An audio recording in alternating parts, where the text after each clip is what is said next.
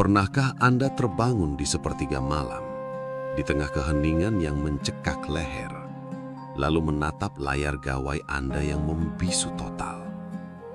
Tidak ada satupun notifikasi panggilan, tidak ada satupun pesan masuk yang menanyakan kabar. Padahal, baru kemarin sore rasanya, gawai itu tak pernah berhenti berdering, meledak oleh deretan angka digital dari relasi bisnis, undangan pesta, dan tawarnya orang-orang yang mengaku sebagai sahabat sejati Anda. Disitulah cermin harga diri yang selama ini Anda rawat dengan penuh kebanggaan mendadak retak, lalu hancur berkeping-keping. Pahit memang. Namun mari kita jujur pada diri sendiri di ruang sunyi ini. Kita, manusia modern, seringkali tanpa sadar telah menukar kedamaian batin dengan riuhnya tepuk tangan duniawi. Kita tertipu oleh fatamorgana kesetiaan yang ternyata hanya bertahan selama dompet Anda tebal dan jabatan Anda masih mentereng. Saat roda kehidupan berputar ke bawah dan Anda jatuh tersungkur hingga mencium debu tanah, kemanapun perginya wajah-wajah penuh senyum itu. Mereka menguap laksana embun pagi yang tersengat matahari. Anda ditinggalkan. Bayangan Anda sendiri pun seolah enggan menemanimu di kegelapan malam. Lebih menyakitkan lagi, bibir-bibir yang dulu memuja kini balik mencibir, menghakimi, bahkan menganggap kejatuhan Anda sebagai sebuah tontonan yang memuaskan ego mereka. Ketahuilah, penderitaan terdalam dari kejatuhan bukanlah pada hilangnya harta benda, melainkan pada guncangan psikologis akibat runtuhnya ilusi kemanusiaan yang selama ini Anda agungkan. Jiwa Anda berteriak bingung, menuntut keadilan. Namun, di video ini, kami tidak akan mengajak Anda untuk meratapi nasib atau mengutuk mereka yang pergi. Justru sebaliknya, kami akan membongkar tabir spiritual yang tertutup oleh rasa sakit hati Anda.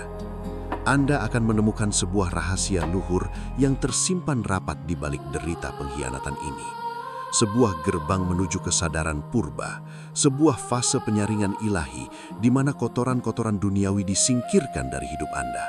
Anda sedang dipersiapkan untuk memahami hakikat sejati dari kalimat naliko kabeh ninggake mung Gusti tetep ono. Ketika semua manusia pergi, hanya Tuhan yang tersisa dan memelukmu erat.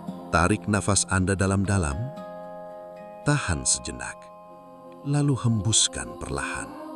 Mari kita longgarkan sejenak urat syaraf kehidupan yang selalu menuntut ini. Singkirkan sejenak beban di pundak Anda.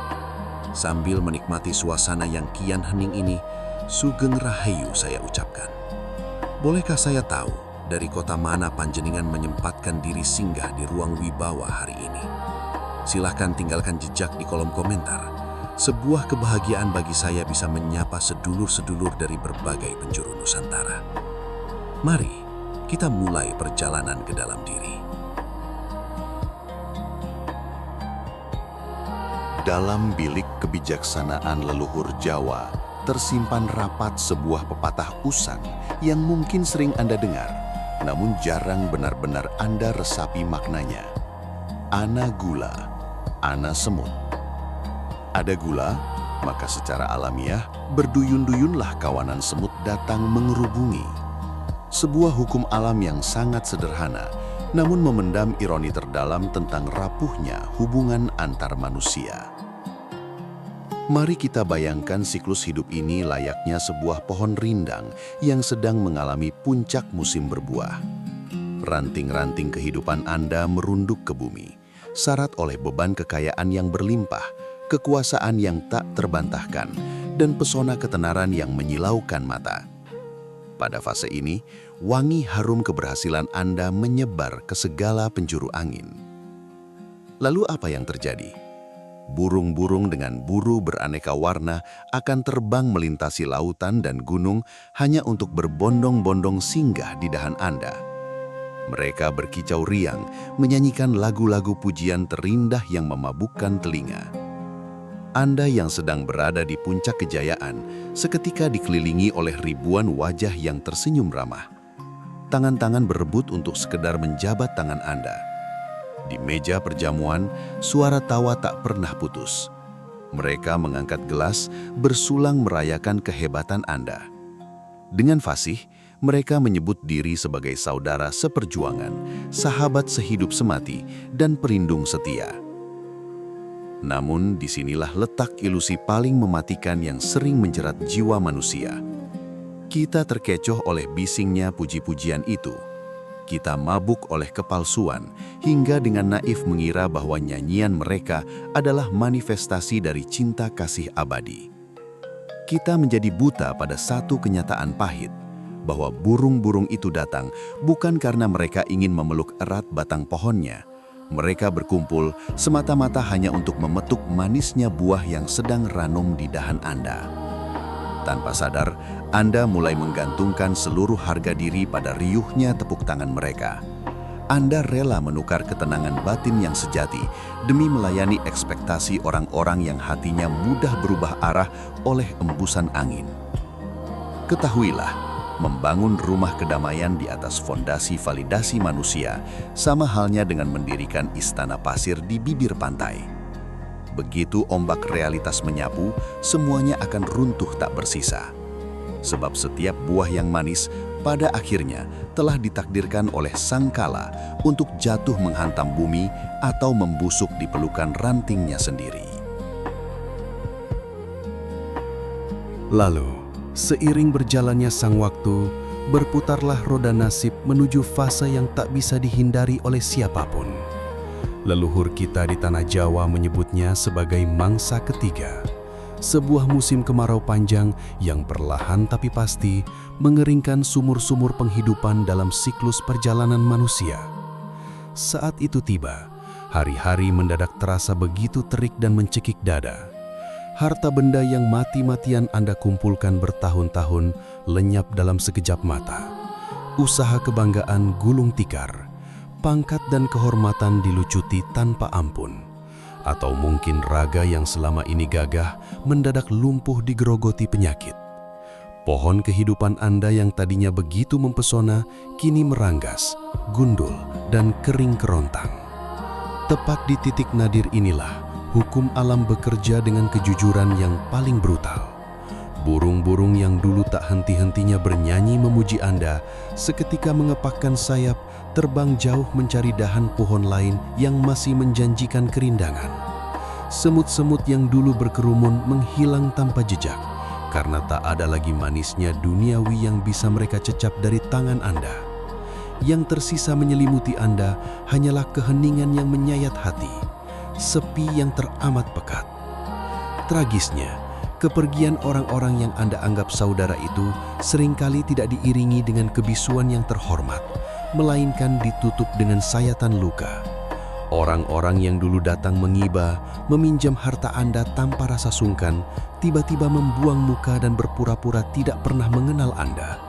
Orang-orang yang dulu memuja kedermawanan Anda, kini berdiri paling depan, berubah wujud menjadi hakim yang paling lantang menunjuk, mencemooh, dan menertawakan setiap kesalahan Anda. Mengapa pengkhianatan ini terasa begitu meremukkan jiwa? Karena diam-diam di sudut hati yang paling rapuh, Anda masih berharap daun-daun yang sudah mengering itu bisa melindungi Anda dari derasnya badai. Anda masih menggantungkan harapan pada manusia. Padahal, kita seringkali luput menyadari satu hakikat penting, bahwa kejatuhan ini bukanlah sebuah kutukan. Ini adalah cara semesta yang tegas untuk menampar kesadaran kita. Alam semesta sedang memaksa Anda untuk melihat wajah asli dunia tanpa riasan kepalsuan. Sebuah proses penelanjangan ilusi agar Anda sadar bahwa tidak ada tempat bersandar yang abadi di muka bumi ini.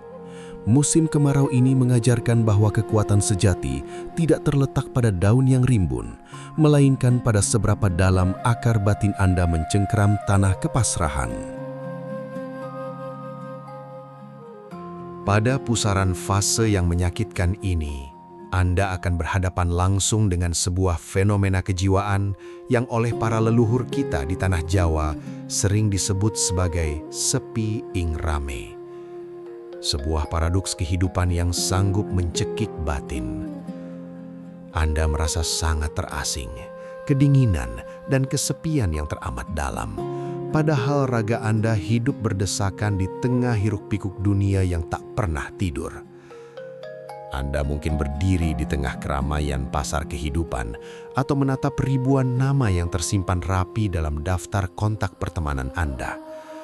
Namun ironisnya, tak ada satupun dari deretan nama itu yang benar-benar bisa Anda panggil untuk membasuh luka atau sekedar meminjamkan telinganya untuk menampung isak tangis Anda yang tertahan. Anda mungkin meringkuk di sudut kamar yang gelap. Dada terasa begitu sesak, seolah sedang dihimpit oleh sebongkah batu karang yang teramat besar. Air mata rasanya sudah mengering hingga ke dasarnya, hanya menyisakan perih dan rasa hampa yang tak sanggup lagi diuraikan oleh susunan kalimat. Anda merasa terbuang, diasingkan dari peradaban, dan seolah dilupakan oleh roda zaman yang terus berputar tanpa belas kasihan. Hati Anda menjerit, mempertanyakan mengapa dunia begitu kejam mengisolasi Anda dalam ruang hampa. Namun, mari kita tarik nafas sejenak dan merenunglah dengan mata batin yang lebih jernih. Bukankah kesunyian yang mencekam ini sejatinya adalah wujud dari teguran kasih sayang yang sangat lembut? Selama ini mata wadah kita terlalu sibuk menatap keluar. Kita mengemis pengakuan dan mencari validasi dari manusia-manusia yang hatinya begitu rapuh, mudah terombang-ambing oleh hembusan angin kepentingan. Di titik terendah inilah, semesta sedang bekerja dengan penuh kebijaksanaan. Suara bising dari dunia luar sengaja dimatikan total. Pintu-pintu relasi ditutup rapat-rapat. Ini semua terjadi bukan untuk menyiksa Anda, melainkan agar Anda dipaksa untuk kembali menengok ke dalam diri. Kesunyian ini diciptakan semata-mata agar Anda bisa mulai mendengar rintihan tangis jiwa Anda sendiri. Sebuah jiwa murni yang selama ini terus Anda abaikan, Anda telantarkan, dan Anda bungkam hanya untuk memasang topeng senyum untuk menyenangkan hati orang lain. Sepi ing rame adalah ruang semedi batin, sebuah jalan sunyi sebelum Anda benar-benar menemukan kesejatian hidup.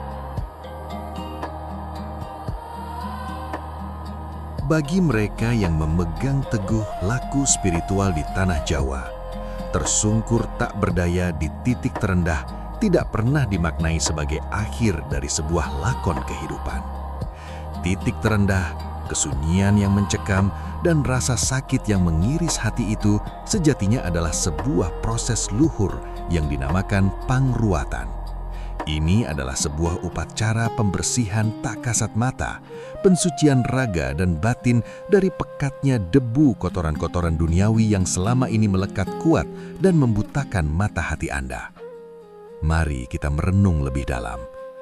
Ketika orang-orang palsu, mereka yang hanya datang demi kepentingan dan mencari keuntungan, satu persatu membalikkan badan dan meninggalkan Anda di saat-saat paling gelap, sesungguhnya alam semesta tidak sedang menghukum Anda. Alam justru sedang turun tangan, bekerja menyaring dan membersihkan lingkaran kehidupan Anda dengan cara yang sangat tegas. Semesta sedang menyelamatkan Anda. Coba Anda bayangkan, jika roda nasib tidak pernah memutar Anda ke bawah, Anda mungkin akan terus berjalan dalam kebutaan, mengira kepalsuan sebagai sebuah kebenaran. Anda akan terus membiarkan lintah-lintah berwajah sahabat menghisap habis energi baik Anda hingga akhir hayat.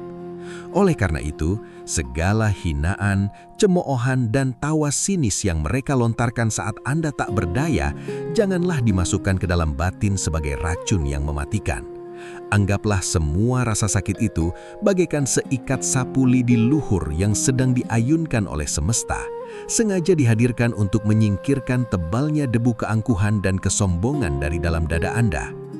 Di titik nol ini, benteng ego yang selama ini Anda bangun dengan susah payah akhirnya hancur lebur berserakan tak bersisa. Tidak ada lagi jabatan mentereng yang bisa diandalkan. Tidak ada lagi tumpukan harta benda yang bisa dibanggakan di hadapan sesama.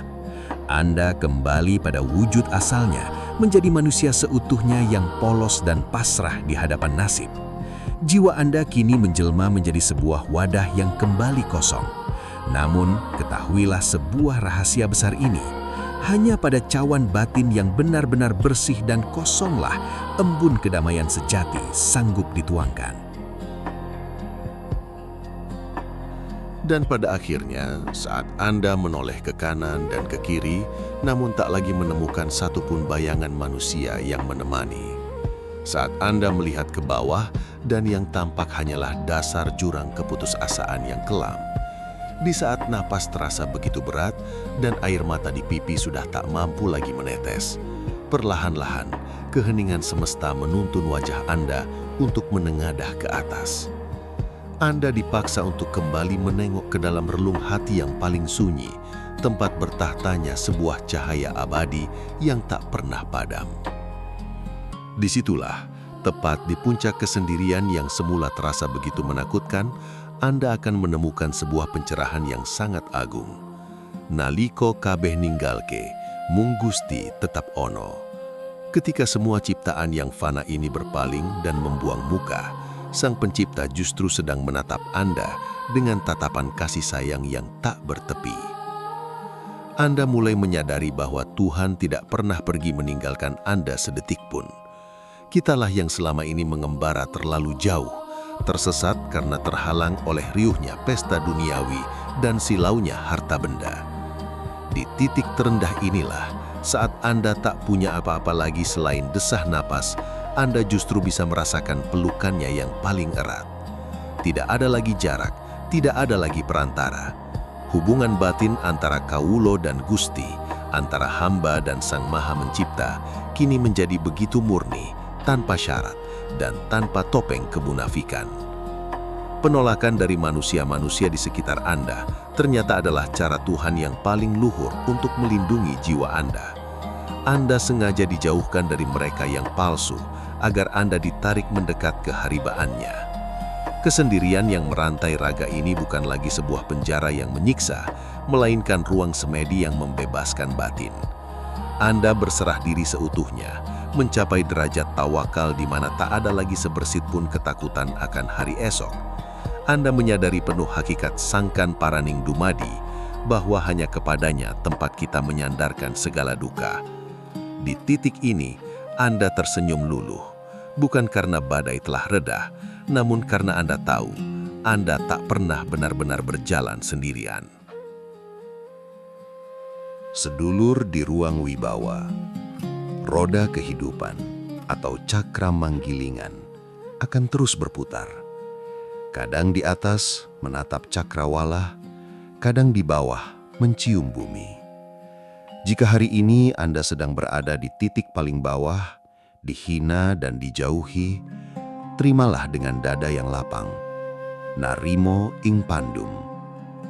Jangan membalas dendam pada mereka yang pergi. Tersenyumlah, ucapkan terima kasih di dalam hati, karena kepergian mereka telah mengantarkan Anda pada perjumpaan terindah dengan Sang Maha Kuasa. Jadilah seperti akar pohon yang tak terlihat di dalam gelapnya tanah, tidak mendapat pujian layaknya bunga, namun terus menembus kedalaman bumi untuk mencari mata air kehidupan. Terima kasih telah menyediakan ruang di hati panjenengan untuk duduk merenung bersama di ruang wibawa hari ini. Jika obrolan kita dari hati ke hati ini membawa sedikit kelegaan dan setitik cahaya bagi jiwa Anda yang sedang lelah, mari tekan tombol subscribe dan bagikan video ini.